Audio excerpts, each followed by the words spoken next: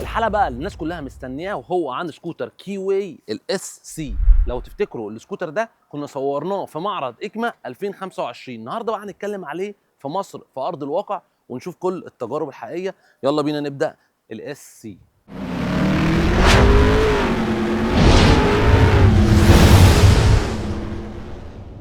ازيكم عاملين ايه؟ معاكم سامي مهدي بتاع موتوسيكلات. النهارده بقى هنتكلم على السكوتر الاس سي من شركه كوي. مبدئيا كده السكوتر ده نازل في دفعه 2025 وشفنا الفيديو بتاعه. ملخصا كده عشان ما حدش يتوه مني، السكوتر ده نفس الموتور هو بتاع الكيوي الفيستا 200 سي سي، واحد سلندر تبريد هواء. طيب الاوبشنز في السكوتر ده ايه؟ الشكل والديزاين بتاعه. ليه؟ هتيجي تقول لي ان ناس كتير جدا بتحب الديزاينات والشكل بتاع السكوتر ده، ما بتحبش الشكل السبور. ده مديك على الشكل القديم شويه او الكلاسيكي شويه. مش هقول لك ان هو شبه الفيسبا، بس هو الشكل بتاعه مش حديث، مش اللي هو ايه من الحاجات اللي هي المودرن قوي. الشكل بتاعه بسيط والحجم بتاعه كويس. سكوتر نازل بجنط امامي 16 وجنط خلفي 14. عارفين الستايل بتاع السكوترات الهوندا دايما كانت بتنزل بالستايل ده، اللي هو الجنط اللي قدام كبير والجنط اللي ورا اصغر. وكل ما الجنط بيصغر كل ما قدره التحمل بتبقى احسن، لان هو رامي عليه اللود بتاع الموتور والمساعدين والشخص اللي بيقعد ورا. فدي فكر الشركات. النهارده سكوتر اس سي نازل بنفس الموتور اللي هو في الكيوي فيستا. الكيوي فيستا لما نزلت في 2022 كسرت الدنيا. السكوتر ده نازل بموتور 200 سي سي بيطلع 12 حصان.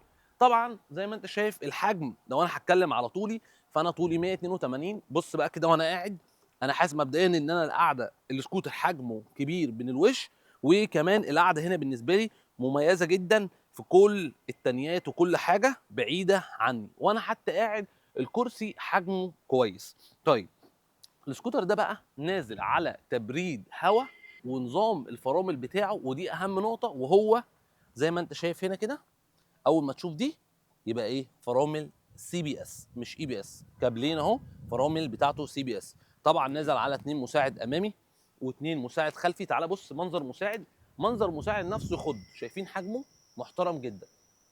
طيب السكوتر بقى فيه شويه دلع عشان برضو الناس ما تملش. ايه هما؟ واول حاجه الوش بتاعه هنا هتلاقي هنا عندك الفوانيس ال اي دي بالستايل الجميل ده. خدت بالكم عامل ايه؟ بصوا، بص كده، خدت بالك؟ بص شايف شايف الاضاءه عامله ازاي؟ طبعا نازل فيه ويتنج ونازل فيه شبكه كده لذيذه جدا نازله من الايه، الكروم، شكلها حلو. نازل بقى الفانوس اللي قدام زي ما انت شايف هنا على لينسين، واحد كمان للرعاش زي ما انت شايف، والفانوس العالي اول ما بتدور السكوتر، بس هو للاسف ما فيهوش بنزين.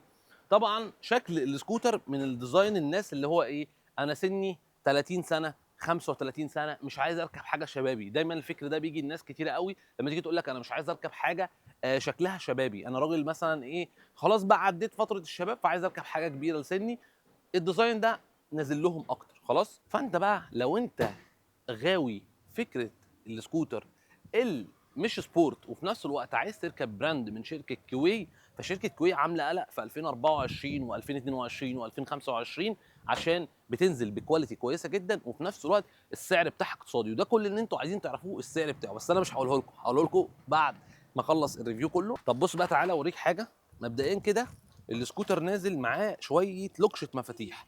اولهم ده مفتاحين عادي عشان تقدر هنا تدخلهم وتقدر تفتح بكل سهوله اكنه كونتاكت عادي. طب انا مش عايزه كونتاكت عادي، عايز اشتغل من ريموت زي ما انت شايف كده اهو.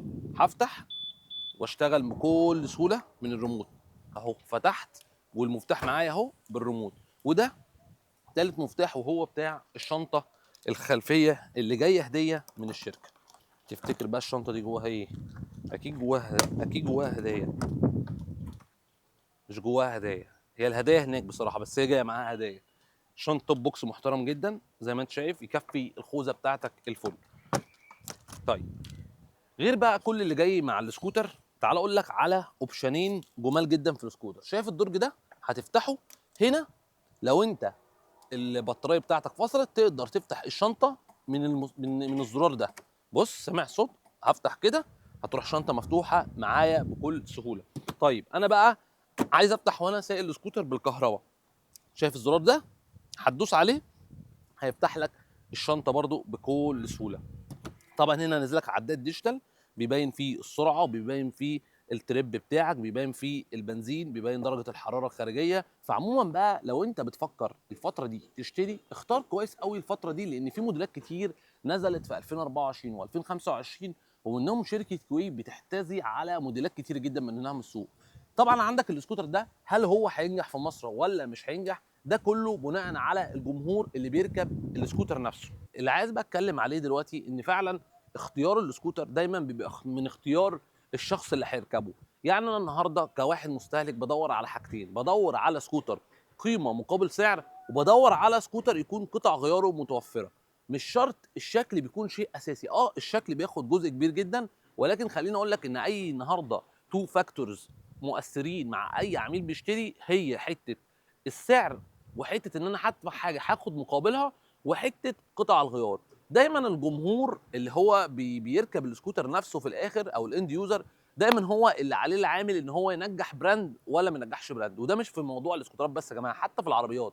ممكن وكيل ينزل عربيه مثلا اكس جميل في السوق، العربيه دي مبيعاتها تنط جامد قوي، وممكن مبيعاتها تبقى زيرو. فطبيعي الوكيل عمره ما هيكتر منها، هيكتفي بس بقطع الغيار للناس اللي اشترت منه الحته دي، او ال 100 قطعه دول، او ال 1000 قطعه دول اللي نزلوا، سواء في العربيات، سواء في السكوتر، سواء في اي موديل تاني. حتى لو في ثلاجه، لو ثلاجه نزل عليها اقبال تاريخي والناس حبت الموديل ده، فدايما الوكيل بيكتر من الموديل ده ويقلل من الموديلات اللي السحب عليها ضعيف.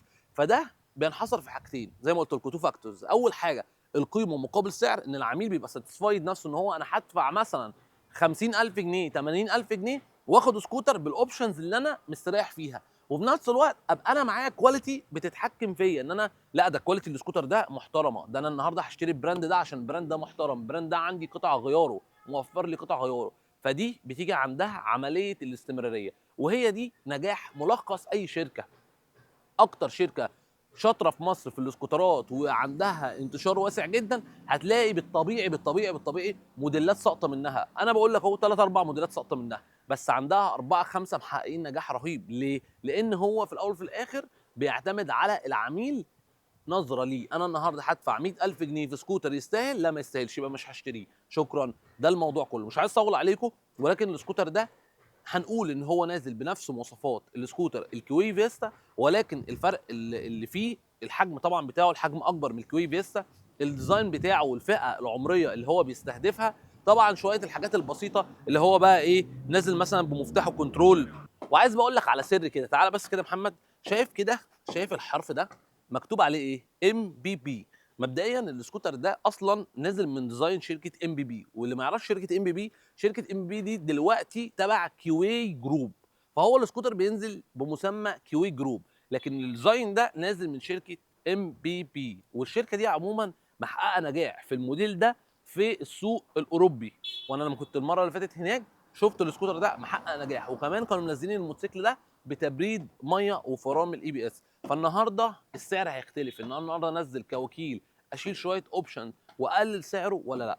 واخر حاجه انتوا عايزين تعرفوها عن سعر السكوتر ده، السكوتر ده نازل بيتباع ب 78000 جنيه، وفي ناس بتبيعه ب 77000 جنيه، ولكن ده السعر ليه الرسمي في مصر. انت بقى كمشاهد قول لي مواصفات السكوتر دي بالنسبه لسعره قيمه مقابل سعره ولا لا، وهل انت تتوقع السكوتر الاس سي هينجح في مصر ولا لا؟ ما تنسوش بقى تعملوا لايك للحلقه وسبسكرايب لو مش بتدعمونا، عشان احنا بنتعب في المحتوى ده. سلام.